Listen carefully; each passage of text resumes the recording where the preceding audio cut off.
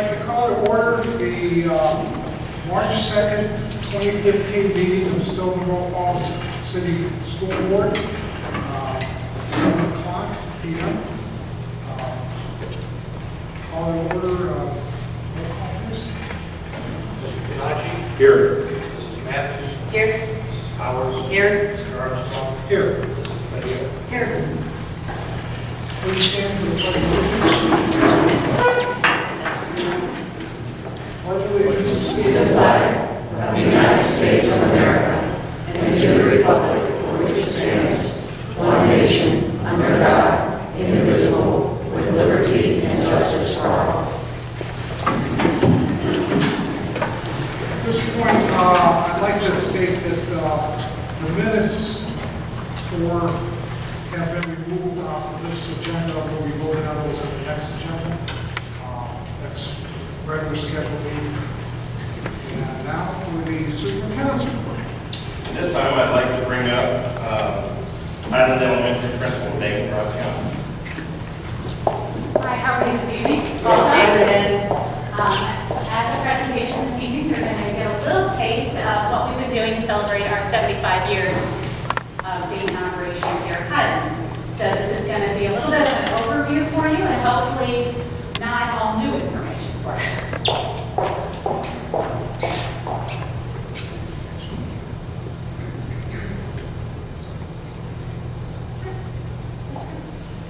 So as it says, we were established in 1939 and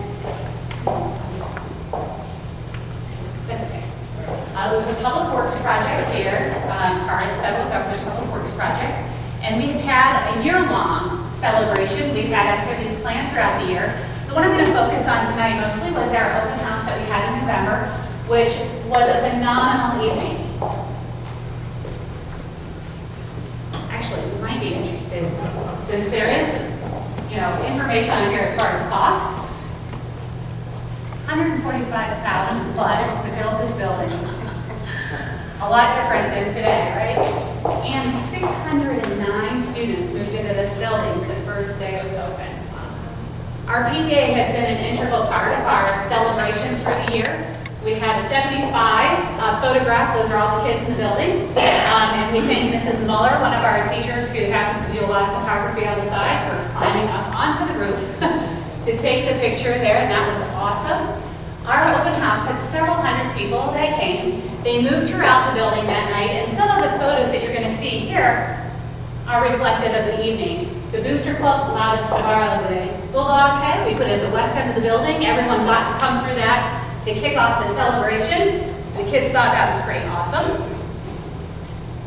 You'll see some pictures of our main downstairs hallway. The staff worked very hard to transform it into decade segments. And within each segment, we had artifacts, class pictures, newspaper articles that all were here within the building. We have boxes of scrapbooks from the PTA, newspaper articles, PTA council, old agenda minutes from 1939 on. We actually have some from the early 30s that we had on display that night, which was just prior to this building opening. So you will see we had families and groups of all ages. Our library became an artifact room, so anything that didn't hang on one of the walls or was too fragile to put out, we had an artifact room that could come in, go through all of the information, and take a look at what the history was all about. Mrs. Keller, one of our PTA parents, created an overview video using some of the old clippings, and we showed that along in our artifact room.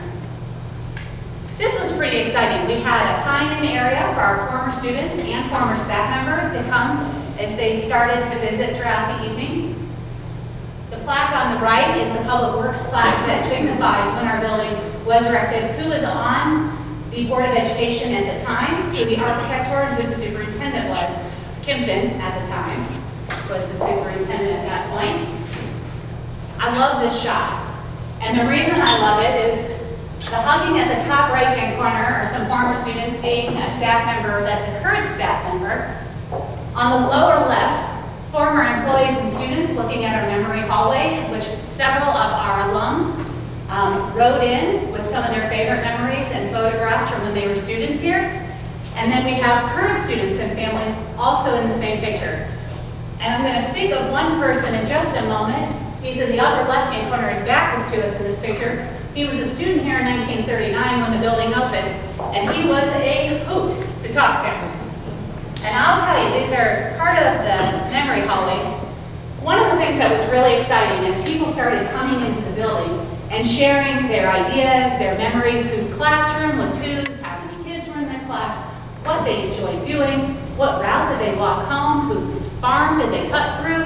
It was just a lot of fun. So some of these are just examples of how we established and set up the building.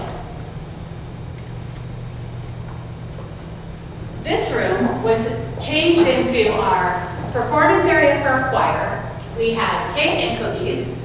We had a photo booth going. We had games, and we were serving dinner. So it was a very busy place. It was a lot of fun. They had an opportunity. We found old staff photographs from different decades, blew them up, and they had to guess who it was. Some of them were current teachers, and they got that pretty easy, but others, they really had to work it. They needed a lot of help from their parents and grandparents in some cases to try to do that. So some of these are simply some of the photographs, action shots. Our choir learned the high school alma mater, sang at 3 different performances throughout the night, and at one point, when I walked in and they were singing it here in the gym, they were being joined by members in the audience who were either alums of the high school or who had come here. So that was fun to see, that they remember the words of their alma mater. As I mentioned before, we had a photo booth going, and this is Mrs. Muller. And they got to take some commemorative pictures.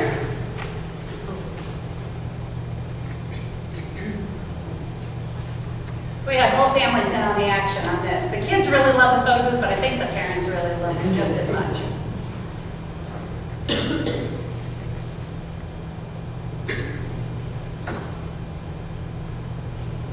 Throughout the course of the evening, and I mentioned before that all of our artifacts were here, it was pretty exciting to see that as people started talking and sharing, more stories started coming forward and questions about, oh, do you guys still have this piece of the history of the building? And so it was neat to see that opportunity. In this picture, you see several of our former students. The one thing that was really kind of funny is there were National Honor Society students who came to talk and help man all the stations so that our parents could also enjoy the evening, and they did a great job. But before they started their stations, they found the artifact room and they were tweeting and texting, you know, the 4th grade photos of their friends who had attended Highland. So they were getting a real kick out of looking at some of those. Up on the stage, we were showing the 1991 movie of the building of the wooden playground that was out here just prior to the one that we have now.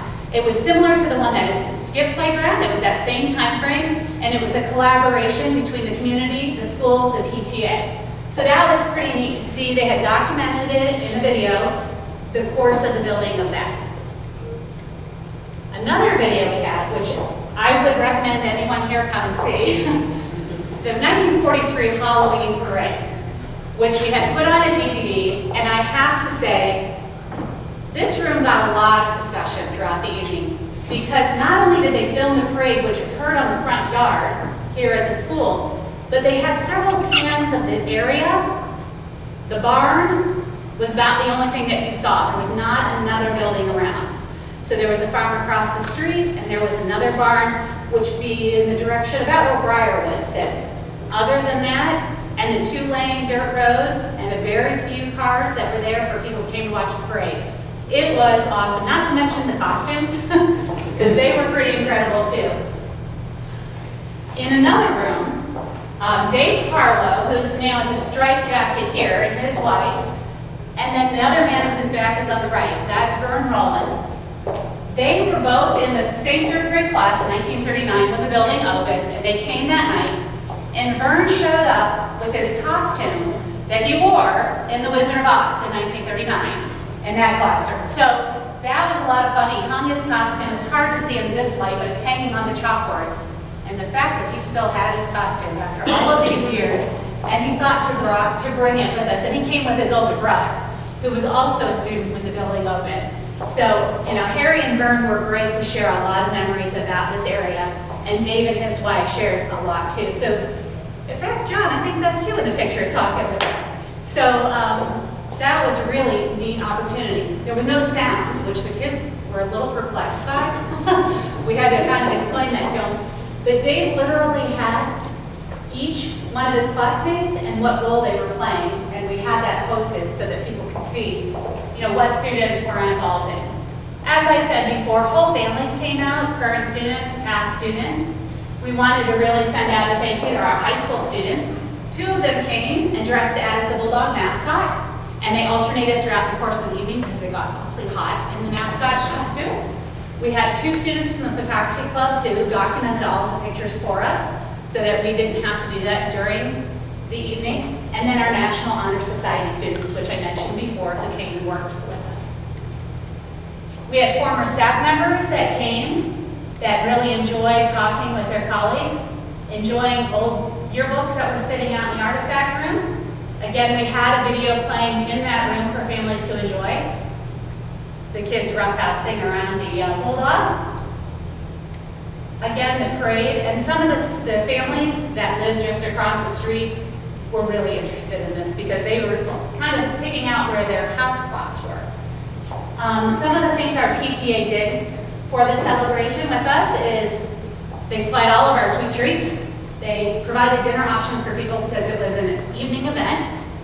They held a 50-50. They organized their t-shirts.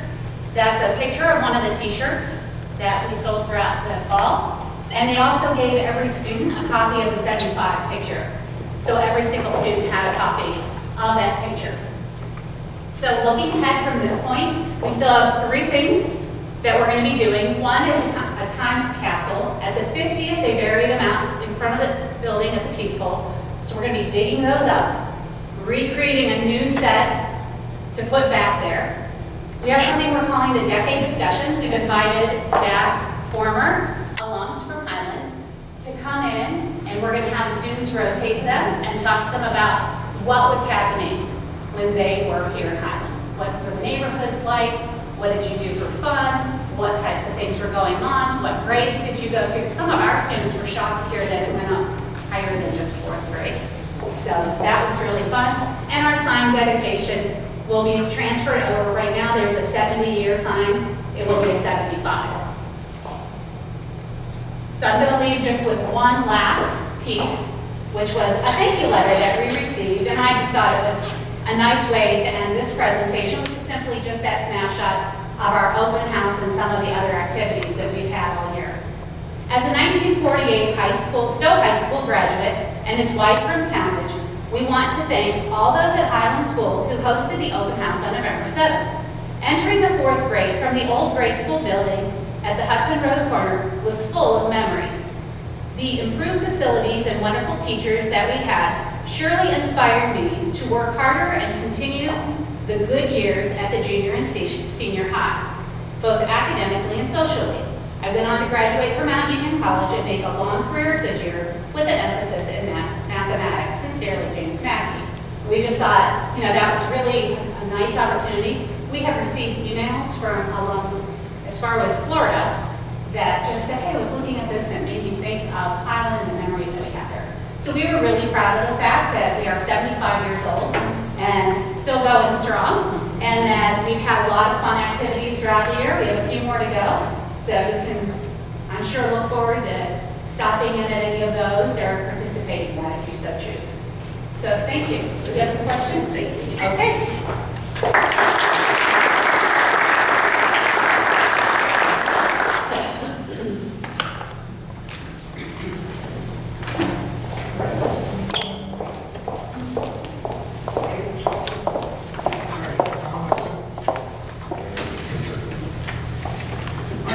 Next, we have comments from the audience, and before we move to the comments from the audience, I would just like to remind everyone in attendance of the procedures for this part of the meeting. This is a time of the board meeting when citizens have an opportunity to bring comments or concerns before the board. When you address the board, please state your name and address and identify the organization you represent. directed to the board as a whole and not any one individual. Please refrain from any personal attacks or inappropriate language during your comments. Please also note that at this time, we as board members simply listen to your comments. So please do not be upset when there is no response from board members. Each person is limited to 3 minutes for their comments. The board will enforce the 3-minute time limit out of respect for other speakers and the people in attendance at tonight's meeting. Thank you. Do you have any comments? Yes. Good evening, my name is Molly Henry, 3201 Corporate Way in Stow. I have just 2 quick comments. My first comment is, as far as the public goes, there's a lot of talk that we are not informed completely about what happened with Ms. Mrs. Paulgren. I would like to take this opportunity to maybe let the public know what really transpired. That, I think we've all seen her things and her responses, but as far as saying that we don't have the facts, I'd love for you guys to offer us some facts. My other thing has to do with the school levy. I'm certainly worried. I have helped with the levy for 10 years at least. I'm really concerned about this levy passing right now with all of this going on. Believe it or not, the facts are the facts. There's a lot of people upset. So therefore, my question is, some of you are sitting on the opposite side of the table for the first time. So my first question is, are all of you going to vote yes for the levy? Excuse me. And my second part of that is, some of you spoke when you joined the board and didn't want to have a bunch of meetings. You wanted to not spend all our tax dollar monies on all these meetings. Well, I'm certain in the last 2 months, just let's say 2 months, you've probably made $800, $1,000. You didn't want to keep, some of you didn't want to keep that, didn't want to make all this money.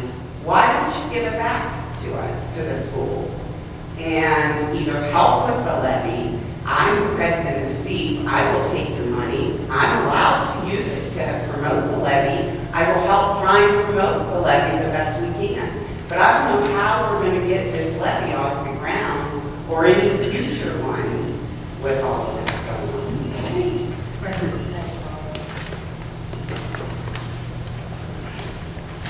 Anyone else? Hi there, good evening.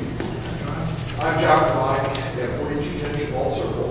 I'm here this evening not to represent City Council, but actually I've had some residents contact me, and I'm sure you're all aware of the proposed legislation we're looking at with the golf course at Foxdale.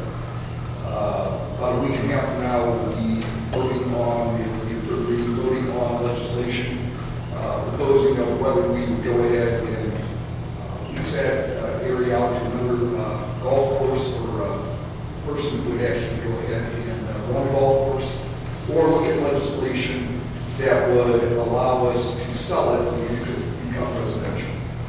I've had, and like I said, I know it's been very well covered in the civil century and so forth, and what I'm looking at is I need to have some answers as far as to the residents and taxpayers of what effect this is going to have on the school district. Of course, I know we only represent City Council. I'm only one voice on City Council. But I know when we vote on something like this is a joint venture, that it could have ramifications to the school. I know that you guys have looked at redistricting before, staying in Highland, which I know is an older building. This is a piece of property that would probably house about 200 houses if the case is to be. And again, we're only looking at legislation that would go ahead and put this stuff out for bid. So it's not going to be tomorrow's going to happen or something like that. But I would appreciate if I could get that information for the simple reason is to share with City Council and the residents that have contacted me, to go ahead and share with them, because whether it's coming out of your left pocket or right pocket, the taxpayer is going to end up paying. And I don't know, it might be okay with the school district, it might not be. The whole point is, and I know you don't have the crystal ball, we're probably looking 5 years out or 3 years out, if we went to residential, or what is it going to do to the district if we would absorb as many students? What would we have to do as far as our buildings, our infrastructure, and so forth like that? So that being said, you might be solving a problem on our side of the city, but as far as the school district, what is it going to go ahead and cause you? So if I can get that information, I don't know how that works. We have to talk to somebody afterwards for public records to go ahead and get that information so I can go ahead and share this with the public before we have our vote a week from this coming Thursday. So we can go ahead and have the residents informed so we can go out and make an informed decision. So like I said, it's not being rushed. I mean, it's not, we're looking at, we're going to sell it tomorrow or anything like that. Okay, John, I'm glad that we want to do this research. I think there's a lot of different scenarios out there yet that the city council still has to look at. And I don't know if we have all the different scenarios because there's also a lot of different plannings. If we plan it like this, if we have this, if we have this, if we have this. And each one of those different scenarios, I'm sure Superintendent Grant. But first, are you coming in now as a city council or as a private citizen? City council, myself personally, I'm not representing the city council. You're not representing, No. okay. I'm here to work myself. with council then to work with Grant. And I can say this, John and I met, and Mark Fritz was there as well, and Mark went to the city council meeting with some numbers, and it takes a little bit longer than you realize. And I think the first time we met was about 2.5 3 weeks ago, and Mark was able to get some data, and did that information not? No, I don't believe so. Rob Kurtz, the city has the data. But not all the data, and again, I know we talk, I know you can't have a crystal ball, but I think we have. That's where I'm going to come back and say to the point where we probably need to get a committee together to really do a downtown job on this, because of all the different scenarios. And I know I've heard rumors from other council people saying, well, we may rezone this, we may not have the zoning like we did in Call Farm. Or maybe we'll have houses on the outside and a golf course in the center, or maybe we have this. And I think really what needs to happen is the city council probably needs to get a committee together and ask someone from the school district to be on that committee and supply the data that they need. Well, I would appreciate if somebody would show up at city council next Thursday from the school board, to go ahead and voice your concerns, because it will go to vote next Thursday. Right. Okay, of us researching our options. And what we had planned on, and I don't know why Mr. Kurtz did not relay this, but Mr. Fritz was at the last meeting, and I had planned on being at the next one. Right. So I don't know what information you're still looking We for, only- John. Whatever you need, we're willing to get you, but I just don't know exactly what we Right, have. we need to go ahead though and actually go ahead and share that. I know Mr. Fritz came and whatever, but I would appreciate if, we could stand, if you guys could stand up, or a representative could stand up and explain kind of where this is at, because we are going to a final reading next Thursday. So that was the understanding that Mr. Fritz went for, and was he not given the opportunity to do that, or you were not? After the meeting, I guess, and Mr. Fritz was there, said, well, if there's anybody that had any questions. Right. But like I said, what I'm just concerned about is that you can go ahead and at least, not to say express concern, but rather just go ahead and say, we got to look at this. Maybe you don't want to vote on it this evening. Maybe you want to don't go and do this right now. Because like I said, it's one of those type of deals that I hate to see something happen. Like I said, we have an excellent school district. And I don't want to go and have the public misled to the point of saying, okay, the city might So start you are talking. 100% right, John. What's that? And you are 100% right, and I think this is something that's going to take more of an in-depth study on infrastructure, on our infrastructure. Right. But it has to be narrowed down to a couple scenarios first. And I don't think city council has narrowed it down to one or two scenarios. It's narrowed down right now to where it's either to be leased or, run by a company. John, Or, may I ask what information Well, I guess- specifically you need and see if we Let me have? take this off. Let me take this Yeah. off. Well, before he leaves, make sure we walk up with just so we spoke to Because I think we had Mr. Fritz armed to do that, but maybe there seemed to be a communication issue where he didn't get the opportunity to stand up and tell I council what they agree needed to hear. 100%, and like I said, I appreciate all your efforts. I just want to make sure that your voice is heard. Right. Because, like I said, I had a bunch of guys going later on, and rightfully so, going, what is you guys? I think what you're asking is, with the golf course being sold at leisure time, with a flux of 60, some 65, and another box that if it's sold to residential, another, what did you say, 200 some homes? Right. Probably. What's that impact to these kids? And right now, the school impact would be fifth grade. Right. What's that going to do? Right. Again, so it's going to be obviously. We have no issue doing that, John. And I understand it, and I'm not arguing, like I said, you've been great as far as that's concerned. I just need to have somebody come to city council next week, you gotta explain this. Yeah. For the simple reason is, more than one of you will come. It doesn't Yeah, really and matter. I just think it needed to be, probably there was a communication issue where we didn't know when to speak. Right. Yeah, that's fine, just so we can go ahead and maybe head it off to where we can look at it and say, maybe we don't want to vote on this right now tonight. Let's go ahead and sit down and talk about this as a group. Not an issue. Yeah, that's good. Yeah, that's not an issue. I think we've done the legwork. I think think we've done the legwork, it's just that we need to get out to the public. Yeah, no problem. Okay. That sounds great. Thank you. So bring that. Mr. Fritz, before we recess. I gave John more than 3 minutes. Well, that's because I kept asking questions, sorry. Helen Topham, 4200 Bear Road, Stow, Ohio. I just want to take this opportunity, they mentioned the upcoming levy, and I'm coming as a parent that still has students in the school. And we have outlets to the meeting. The board meeting last time, we had a wonderful presentation put on by the students at the high school. We had a wonderful presentation put on the nuns.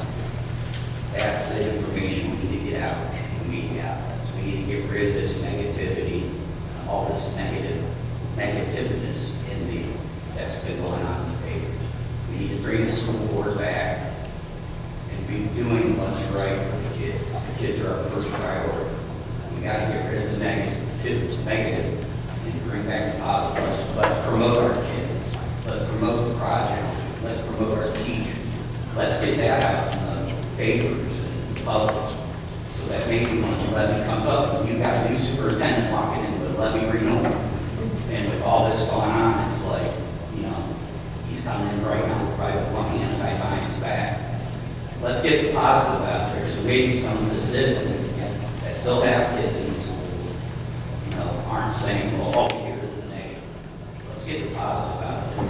We are here for the schools, you're here for the schools, we're here for the kids. We want to keep the district going, and I think we need to move forward in that way and stop trying to pass like we do. Thank you very much.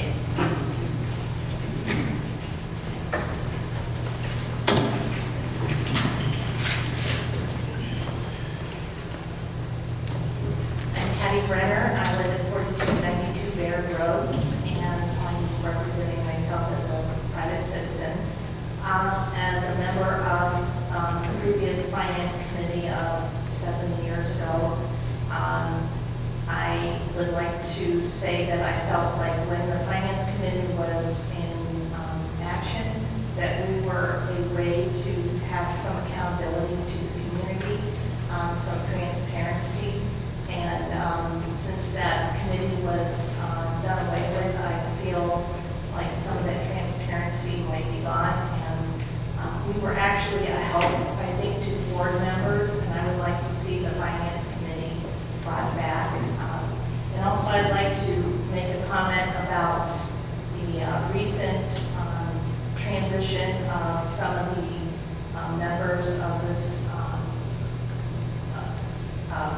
administration. I feel like some things were brought up in the paper, and I think people can read and make a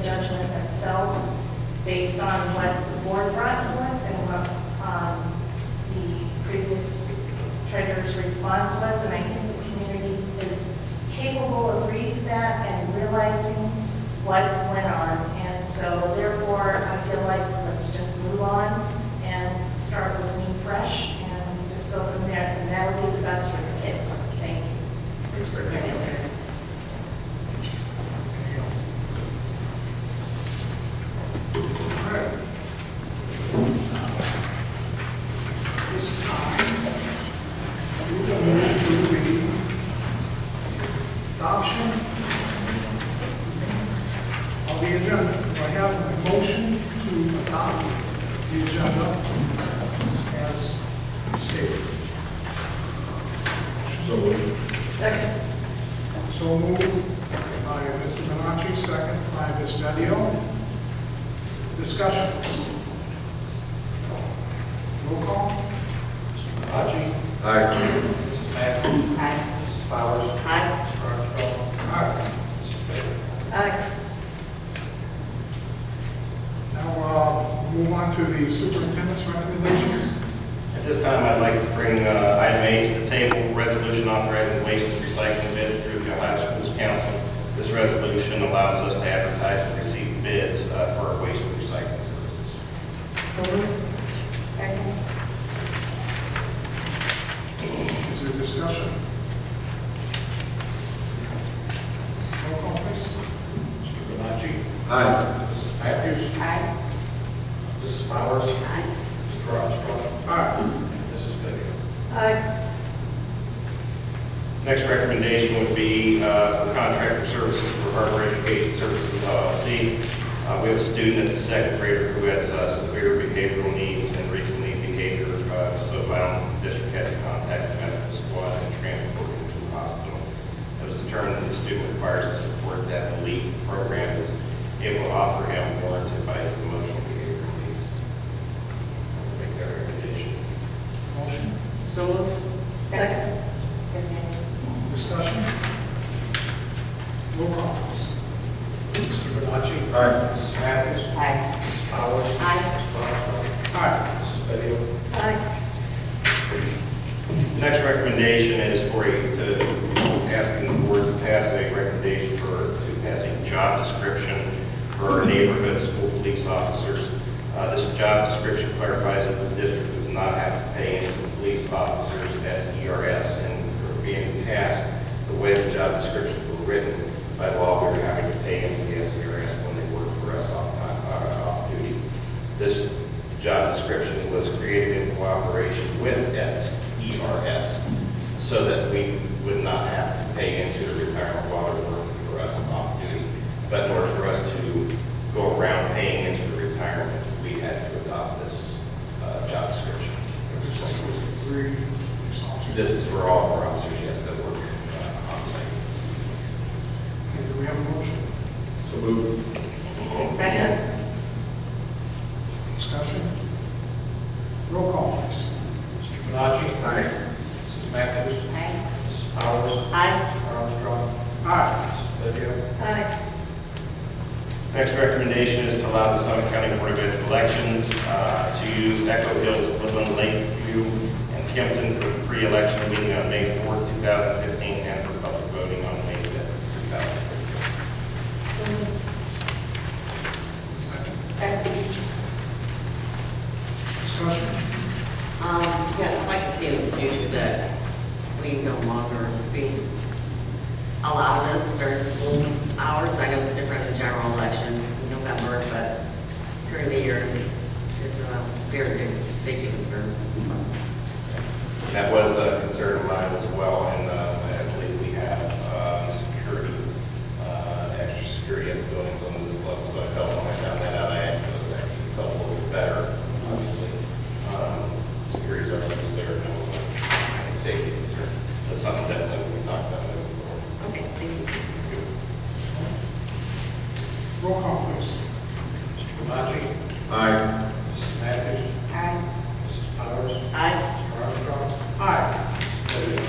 Aye. And the last thing I have are recommendations that the board approve the extended field trips as attached as item E in your packets. So moved. Second? Discussion? Roll call, please. Mr. Malachi? Aye. Mrs. Matthews? Aye. Mrs. Powers? Aye. Mr. Armstrong? Aye. Mrs. Lydia? Aye. Okay, there's no old business on the agenda. At this time, I'd like a motion that the board move to 3 executive sessions for the purposes of 1, considering the employment of a public employee, 2, conferences with an attorney for the public body concerning disputes involving the public body that are the subject of pending inland court action, and 3, conferences with an attorney for the public body concerning disputes involving the public body that are subject of pending inland court action. Information to be discussed during these executive sessions is confidential. As such, preserving confidentiality is necessary for the conduct of the board's business and is therefore subject to non-disclosure requirements of RC 102.03B. I have a motion second. Second. Discussion? Roll call, please. Mr. Malachi? Aye. Mrs. Matthews? Mrs. Powers? Aye. Mr. Armstrong? Aye. Mrs. Lydia? Aye. We move into executive session at 7:36. We're going to go ahead and get the only place to have big chairs.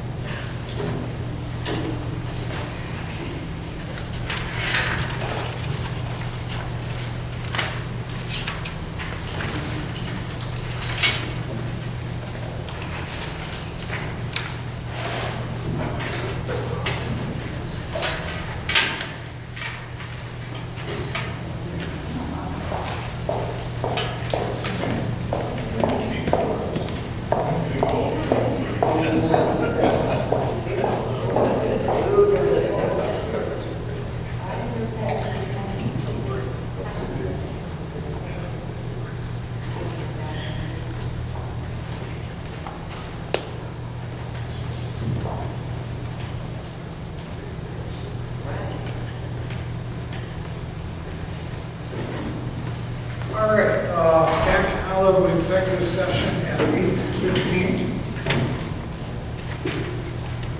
This time,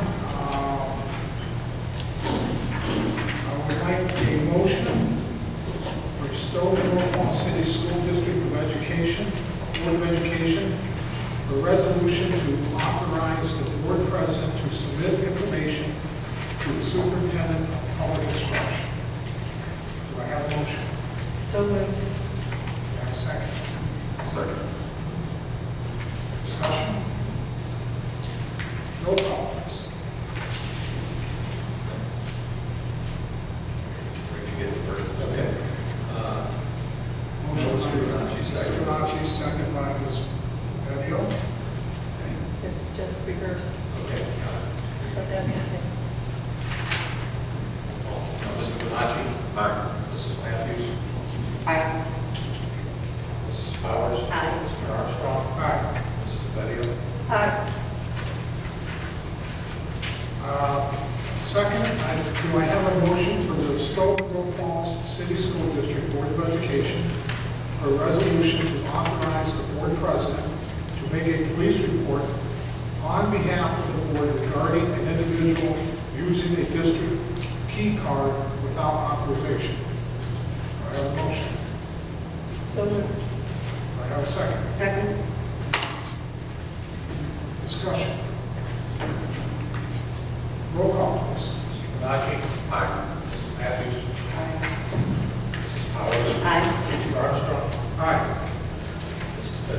Okay.